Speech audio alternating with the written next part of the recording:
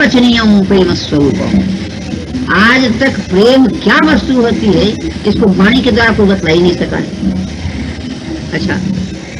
अच्छा महाराज कुछ तो बतला दीजिए कि क्या चीज है। तो महाराज जी दूसरे सूत्र में कहते हैं मुंह का आस्वादन हो, जैसे गूंगा हो और उसको कोई बहुत बढ़िया चीज स्वादिष्ट चीज खिला दिया जाए, उससे पूछे कि अरे भैया बता तो स्वाद, तो वो गूंगा कहेगा ओ ये कोई स्वाद हुआ। मैंने उसके मन की अनुभूति को वो व्यक्त करना चाहता है, तो व्यक्त करना चाहता तो वो क्या है वो, मैंने वास्तव में अपनी अनुभूति को व्यक्त ही नहीं कर सकता।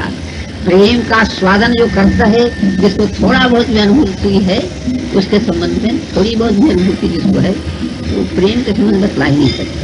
पर उसका एक तटस्थ लक्षण, मैंने असली तो क्या है प्रेम, वो अनुभव का विषय होता है, परंतु अगर कोई जाने गुणरहितम, उसके अंदर उसके 6 लक्षण होते हैं। गुणरहितम माने प्रेम उसको नहीं कहते कि कोई बहुत बढ़िया सद्गुण से भरा हुआ कोई व्यक्ति हो, कोई चीज हो, उसके गुणों को देख करके हमारे मन में आकर्षण हो जाए और हम उसको प्यार करने लगे। ये प्रेम नहीं, ये सौदा की चीज है। मैंने उसके गुण की कीमत से, अगर उसके अंदर सद्गुण है तब तो आपका आकर्षण रहेगा, नहीं तो खत्म हो जाएगा। इसको प्रेम नहीं मानते। नारद जी भगवान के मन का नाम नारद है, तो भगवान का मन उत्तर देता है कि गुण रहितम। प्रेम एक ऐसी चीज होती है जो गुण देख करके कभी नहीं होती, ऐसी वस्तु है। बिना गुण के अपने आप एक नैसर्गिक मन की धारा बह चलती होती हो, तो गुण रहितम। कोई गुण को देख करके नहीं कि अरे रावण ऐसा बढ़िया इनका स्वभाव है, इतना मीठा बोलते हैं, इतना बढ़िया बोलते, इस तरह की कोई चीज, ऐसा कोई कंसिडरेशन उसके मन में नहीं रहता। पहले चीज माने जिस प्रेम में किसी भी गुण को लेकर के मन की धारा का योग नहीं हुआ। दूसरा क्राइटेरियन ये है, मापदंड है कामना रहितम। जिसके प्रति प्रेम किया जाता है उससे किसी भी कामना की पूर्ति की आशा नहीं होती। कोई हमारी कामना उसके प्रति नहीं रहती कि इससे हमारी ये कामना सिद्ध हो जाए, उसको प्रेम कर ही नहीं सकते। नारद जी महाराज नहीं करते, कामना रहित। सचमुच अगर प्रेम का उन्मेष हो चुका है, मन में प्रेम आ चुका है, तो क्या होगा? प्रतिक्षण वर्धमानम। तीसरा क्राइटेरियन ये है कि वो प्रतिक्षण बढ़ता ही चला जाएगा, कभी घटने का नाम नहीं लेगा। फिर प्रतिक्षण वर्धमानम होकर के भी चौथी चीज है अविच्छिन्नम। उसकी धारा कभी टूटती नहीं, माने थोड़ी देर के लिए माने कहीं रुक जाए फिर उसके बाद फिर चले, ऐसा नहीं। बिल्कुल एक रस चलती ही रहती, उसकी धारा कहीं विराम नहीं लेती, कहीं छाड़ती नहीं। अविच्छिन्नम वो कैसा होता है? इतना सटलेस्ट होता है कि वास्तव में मन सूक्ष्मतरम, मन उससे अधिक कोई सूक्ष्म वस्तु होती नहीं। इतना वो सूक्ष्म मन अंतर में जाते जाते जाते इतना सूक्ष्म होता है, माने जिसको बाहर कोई आकृति दे करके उसे समझा नहीं जा सकता। अनुभव रूपम गुणरहितम कामनाक्षरहितम प्रतिक्षण वर्तमानम अविच्छिन्नम सूक्ष्मतम और अनुभव रूपम। उसको केवल अनुभव किया जा सकता है, माने एक्सपीरियंस्ड, माने दैट कैन बी एक्सपीरियंस, माने उसको हम अनुभव कर सकते हैं। इस प्रेम को कोई वाणी से हम नहीं कर सकते। तो अगर ये 6 मापदंड पर जो प्रेम को एक ऐसा भाव, मामूली कहने के लिए कह सकते हैं कि किसी के प्रति प्रियता बुद्धि माने अच्छा लगने लगे, हमको उसको प्रेम करते हैं। परंतु वास्तव में अगर प्रेम शुद्ध है, बिल्कुल प्रेम जिसको कहा जाता है, तो ऐसी बात है उसमें 6 चीज रहेगी ही, तब तो वो प्रेम है, नहीं तो बाजारू चीज है, कोई आकर्षण है, अट्रैक्शन है। अट्रैक्शन तो बस किसी को बड़ा सुंदर देखा प्रेम हो गया हमारा, ये प्रेम थोड़े है। ये तो इसकी सुंदरता की कीमत हम दे रहे हैं उसको, और हम अपने मन की किसी वासना के प्रवाह में बह करके हम प्रेम का नाम बदनाम करते हैं। और क्या है, प्रेम ऐसी चीज नहीं है महाराज कि जो बाजार में चलते हम लोग ये करते। तो महाराज आप नाराज तो होइएगा मत, परंतु हम आपको कहते हैं ना कि अधिकांश व्यक्ति हम महाराज आज तो नहीं, पर 1936 से पहले हम व्याख्यान देते थे खूब। और पिन ड्रॉप साइलेंस में आप लोग तो बहुत कम से कम 1700 आदमी माइक न होने पर भी हमारी आवाज सुनते थे। परंतु एक महात्मा बड़े उच्च कोटि के थे, उन्होंने कहा बाबा जी एक बात आपसे कहूं। कहिए महाराज। तो उन्होंने कहा कि देखिए आपकी वाणी में इतना अधिक आकर्षण है कि लोग उस पर लट्टू हो जाते हैं। तो कहीं आप आए हैं, एक बड़ा सुंदर बात, एक बड़ी सुंदर बात उन्होंने कही, आप आए हैं इस कार्य के लिए और कहीं चक्कर में फंस गए तो महाराज मामला जरा तो टेढ़ा हो जाएगा। तो हमने कहा कि क्या चाहते हैं क्या? बोले आप जो करिए, जो बात करिए, व्याख्यान देना छोड़ दीजिए।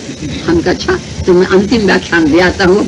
कहीं कहा हुआ है, मैंने एक बाजार था, वहाँ के डीएम वगैरह सब आकर के इकट्ठे थे, 700-800 बल्कि हजारों आदमी। तो समय था कि हम 7:30 बजे आएंगे। 7:30 बजे हम दे आते हैं अंतिम व्याख्यान। हम सचमुच अंतिम व्याख्यान दे आए और उसके बाद जब हम बात करते हैं, बोलते हैं, हंसते हैं, चुप बीच में 27 मौन भी रहे हुए, कोई बात ही नहीं है। पर हम व्याख्यान देने के लिए नहीं आए हैं आपको कि हम व्याख्यान नहीं, पर अब चूंकि लाचारी ऐसी स्थिति आ गई है कि एक से परमार्थी व्यक्ति कोई परमार्थ की ही बात अकेले करने लगेगा तो उसकी मैंने संख्या कम हो जाए। कोई व्यक्ति अपने मन की समस्या जो विशुद्ध परमार्थ है, परमात्मा के संबंध में वो कह सके तो कहीं प्रेम के लिए प्राप्त करने के लिए क्या मार गए, तो बात बड़ी अच्छी है, आपने बहुत अच्छी बात कही। पर ये केवल उनके लिए है जो पेशेवर होते हैं, जिनको व्याख्यान देने की शौक होती है, तो मजे में वो कहते हैं। हम महाराज उस तरह के आदमी हैं, बड़े अच्छे हैं वे बेचारे, भगवत चर्चा करते हैं, सब कुछ करते हैं। रोज उनका अनाज भी नहीं पचता, पेट में खाने का भोजन पचता ही नहीं अगर खूब आदमी इकट्ठे न हो व्याख्यान दे करके। थोड़ा सा जय महाराज आज तो आपने कमाल कर दिया, ये सब सुने नहीं तब तक उनका पेट। तो हम ऐसी बात नहीं करते। नाराज तो होइएगा मत महाराज, हमारे मन में आया सो हमने कह दिया। प्रेम ऐसी ही चीज है, छो धरातल पर प्रेम होता है। और कोई पूछिए परमार्थ के संबंध में कोई बात कम करें आता है तो टूटा हुआ नजर आने का अर्थ है कि वो प्रेम नहीं है, एक आकर्षण है, किसी कारण से हो गया है, उससे सावधान होने में ही लाभ है। पर आपने बड़ा अच्छा किया, कम से कम साहस तो बटोर गए आप कुछ करने के लिए।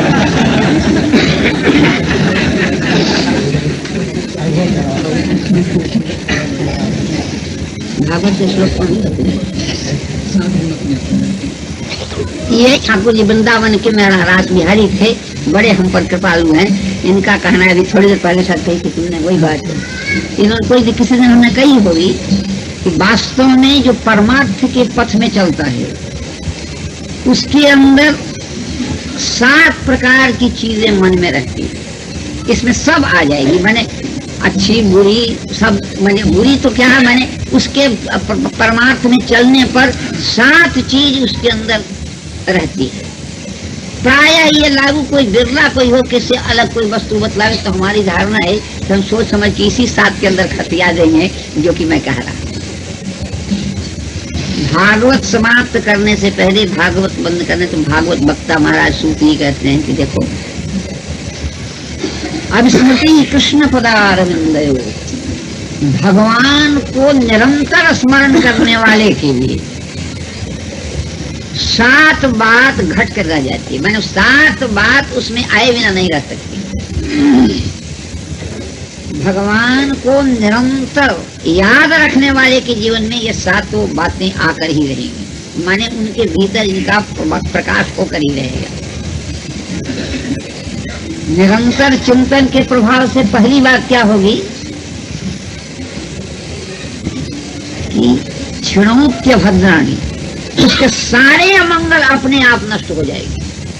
मनुष्य सबसे अधिक घबराता है ये बात न हो जाए, एक अपनी परिभाषा बांध लेता है, ये ऐसी घटना नहीं घटनी चाहिए।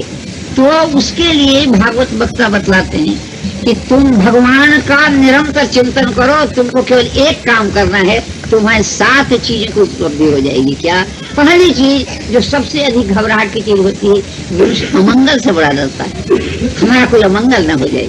वो अपने अमंगल की परिभाषा भिन्न भिन्न रखता है, पर अमंगल ना किए तो बड़ा अमंगल हुआ। अमंगल उसका सर्वथा सर्वांश में दूर हो जाता है। शुनोत्य भद्राणी, और मन शांत हो जाता है। दूसरी चीज, पहली चीज का मंगल नष्ट हो जाता है, समम तनोति, शुनोत्य भद्राणी समम तनोति। तीसरी चीज जो उसको होती है, सत्वस्य शुद्धि। मनुष्य अपने मन अंतःकरण को शुद्ध करने के लिए नहीं जाने क्या क्या प्रयास करता है। इतने प्रयास की जरूरत ही नहीं है, केवल अखंड रूप से भगवान का चिंतन करो, देखोगे कि अपने आप अंतःकरण शुद्ध होता चला जाएगा, और थोड़े ही दिनों में मन निर्मल कांच की तरह से चम चम चम, कहीं कोई मलिनता में नहीं जाएगी। समम तनु सत्वस्य शुद्धि। और जो कह रहे थे ना, प्रेम जो है भक्ति का प्रबुद्ध रूप होता है। परमात्मा भक्ति, भगवान में भक्ति उत्पन्न हो जाती है अगर मनुष्य निरंतर भगवान का चिंतन करे तो। फिर पांचवी चीज, मनुष्य जानना चाहता है ये कैसे, ये सारा संसार कैसे बन जाता है, सूर्य कैसे बन जाता है, चंद्रमा कैसे बन गए, तारा कैसे बन गई, इतना जैसे ये बिल्कुल कॉस्मोस की सारी चीजें दिन रात उसके मन में उछल पुथल रहती है। अपने आप तुमको इन सब का भान हो जाएगा कि ये कैसे क्या होता है, ये देखो तुम समझ जाते हो, और मन बिल्कुल आनंद से परिपूर्ण हो जाएगा। ज्ञान। फिर ये भगवान निर्गुण निराकार हैं कि साकार हैं कि क्या है, अमुक से तो ऐसा सुनी, ऐसी बात सुनी, उससे तरह तरह की उहापोह हो करके मन में एक विचार आ जाता है मनुष्य की कि जो भगवान निराकार हैं, निर्गुण हैं, वे ही फिर सगुण भी हो जाते हैं और साकार भी बन जाते हैं। ऐसा कैसे होता है? इसका भी रहस्य तुम पूरा पूरा समझ जाओगे। और ज्ञानम च विज्ञान, इसी को विज्ञान कहते हैं। ज्ञानम च विज्ञान विराग युक्तम, और अपने आप तुम्हारा मन संसार की सब ऊहापोहमयी परिस्थितियों से हट जाएगा। तुमको मन हटाना नहीं पड़ेगा, मन अपने आप छोड़ देगा। एक परमानंद महासमुद्र में जाकर के मन निमग्न हो जाएगा, डूब जाएगा। और कहाँ संसार गया, कहाँ क्या। एक महात्मा थे, हमने उनको देखा था, बड़ी कठिनाई से मैंने उनका मन आता था। इसी कुटिया में आए थे बेचारे, उनके दो व्यक्ति उनके साथ थे, एक केवल लंगोटी और उसके ऊपर बांधे थे। तो उन्होंने कहा कि महाराज ये बिल्कुल ऐसे पागल से विक्षिप्त से रहते हैं, हम लोग इनकी संभाल करते रहते हैं। हमने देखा बड़ा अच्छा चुपचाप शांत बैठे हुए थे।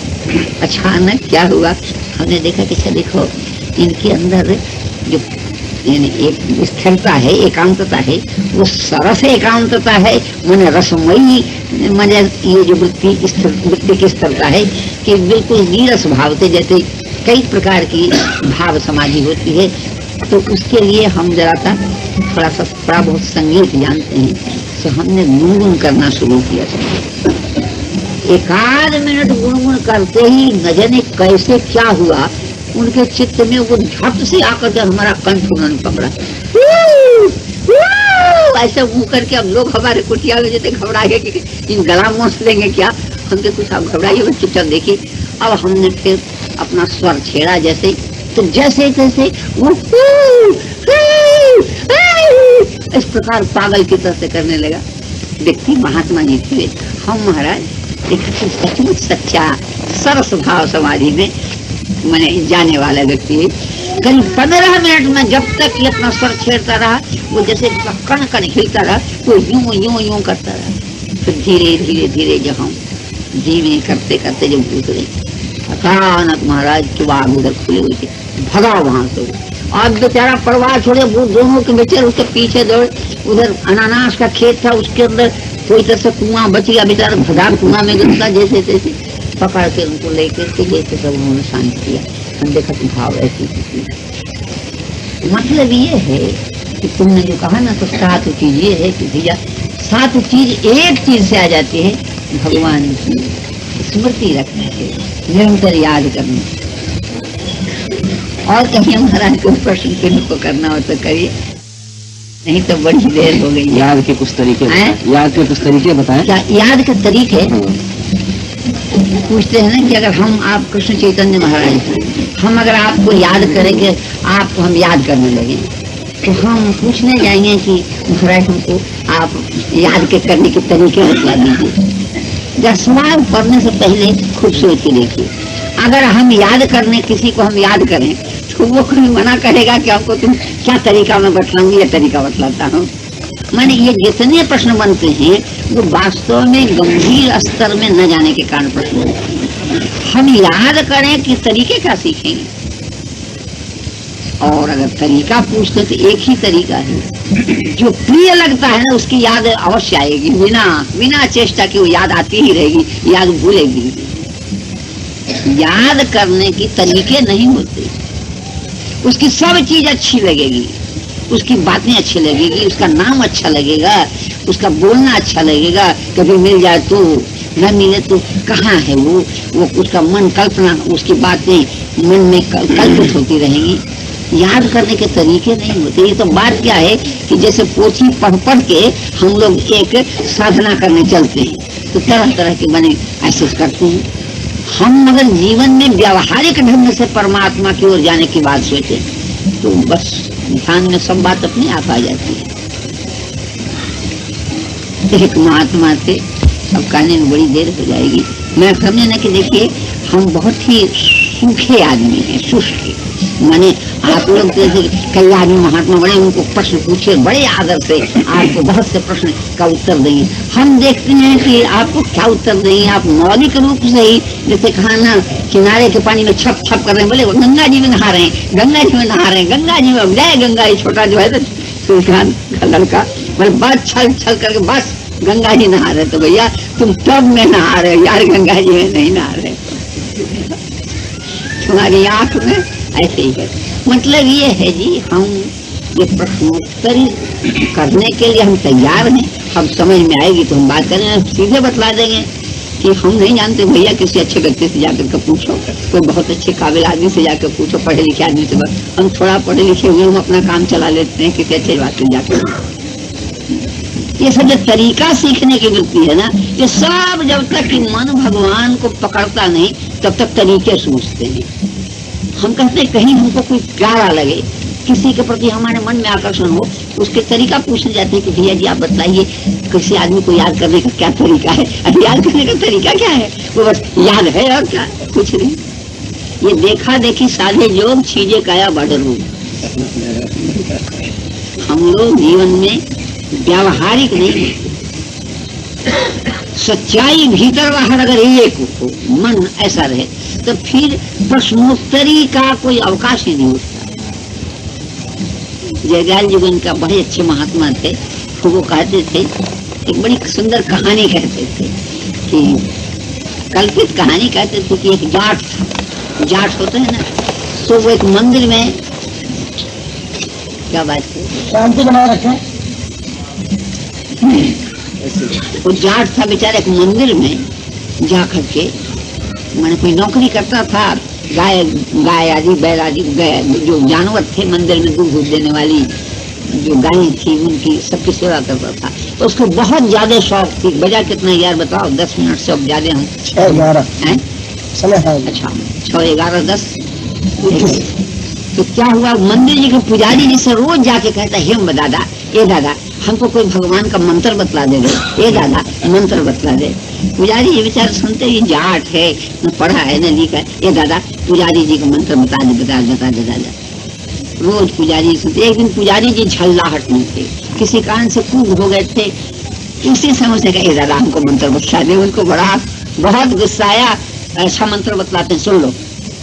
मंत्र ये है भगवान का, भैंस का सिंह लपोड़ नाम, भैंस का सिंह लपोड़ नाम। वो बड़े ढंग से कहते थे, हम तो जल्दी जल्दी करके 10 मिनट में कह देते हैं, भैंस का सिंह। अच्छा दादा हमको मंत्र तो मिलेगा यार, अब जरा ध्यान बतला दो भगवान का। तो बेचारे वहां पर एक भेड़ जा रहा था, भेड़ जिसका कंबल बनता है ना, तो देखो इस भेड़ की तरफ से भगवान होते हैं। बोले दादा अब तो हमारा काम बन गया। ये सुन करके बेचारा चला गया, गुरु जी की सेवा हुआ करके जाके पेड़ के नीचे बैठ गया और करने लगा, भैंस का सिंह लपोड़ नाम, भैंस का सिंह लपोड़ नाम। और ध्यान करने लगा कि भेड़ का, भैंस का सिंह लपोड़ नाम, भैंस का सिंह लपोड़ नाम। अब भगवान तो बड़े ही विचित्र होते हैं, कहानी गढ़ी हुई है पर उसका अर्थ ले लेना चाहिए। तो भगवान द्वारका में भगवान कृष्णचंद्र जी बैठे थे। अचानक उनको भान हुआ कि मेरा कोई भक्त पुकार रहा है मुझे। तो उनकी पत्नी मैंने भगवान की महाशक्ति का नाम रुक्मिणी जी है, तो उनसे कहा कि देखो एक मेरा भक्त मुझे पुकार रहा है, मैं जाऊंगा। कितने दिन से पुकार है? बस आधे घंटा से पुकार रहा है, इतनी जल्दी आप कैसे प्रसन्न हो गए? बस कुछ ऐसी ही बात है कि मैं उसकी उपासना बिल्कुल सच्ची देख रहा हूँ, इसलिए मैं प्रसन्न हो गया हूँ। तो मैं भी चल सकती हूँ महाराज? चलो तुम्हारी इच्छा। तो गर्व का आसन पर बैठ करके मिनट मुझे नहीं लगते लगते वे लोग वहां पहुंचे। तो उसने देखो रुक्मिणी जी बड़ी सुंदरी, मन सौंदर्य की प्रतिमा, आदि शक्ति है, इसलिए कोई बात ही नहीं थी।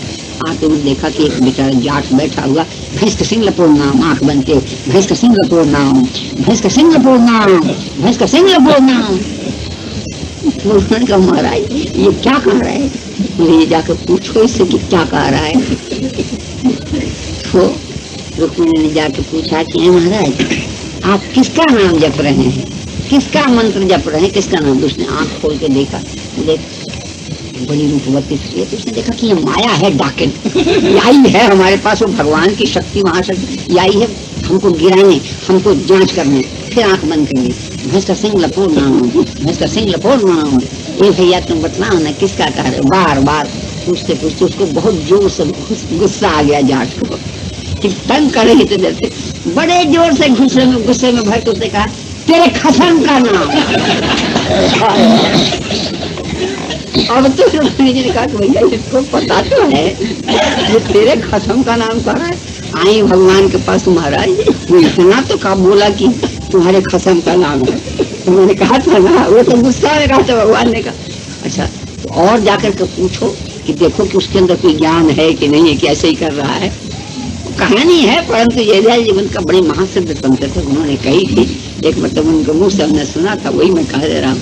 तो बात क्या है, तो ऐसे ही करके फिर गई महाराज ठीक है आप मेरे खसम का नाम ले बताइए, वे आए तो थे यहाँ पर कहाँ है सब? उन्होंने भगवान ने कहा कि देखो मैं ये कुम्हार जो माटी खोदते हैं ना उसमें मैं छिप जाता हूँ और तुम जाकर पूछो कि कहाँ है। तो वो बेचारा ने देखा कि ये डाकिन छोड़ नहीं रही हमारा, फिर आ गई हमको कह रहे।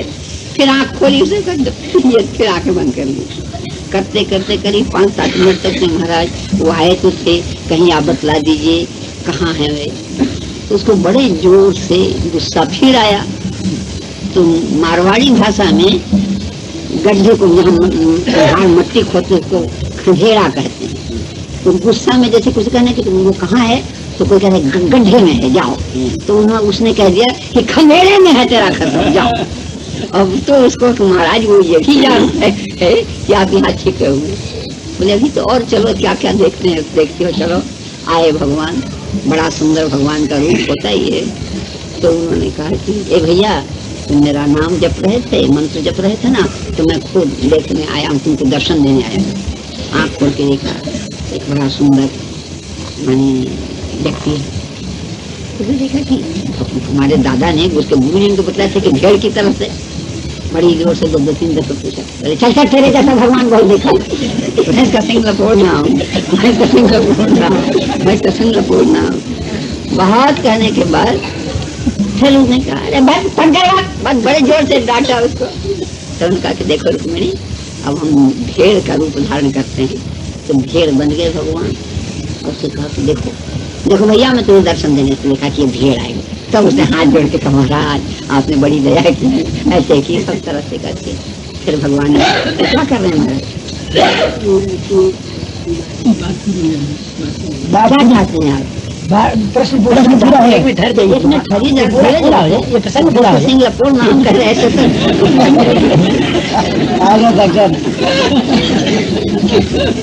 फिर भगवान ने अपनी माया खींच ली, उसको ज्ञान दिया, भैया तुम्हारे गुरु जी ने तुमको भकाया था और कुछ बात नहीं। तो वैसे ही वास्तव में ये बात तो ये केवल पूछने की चीज है, पर अगर आप भगवान को चाहते हैं, आप उनके लिए कोई मंत्र तंत्र साधन कोई सांप है कि उनको कुछ ये किया जा सकता है।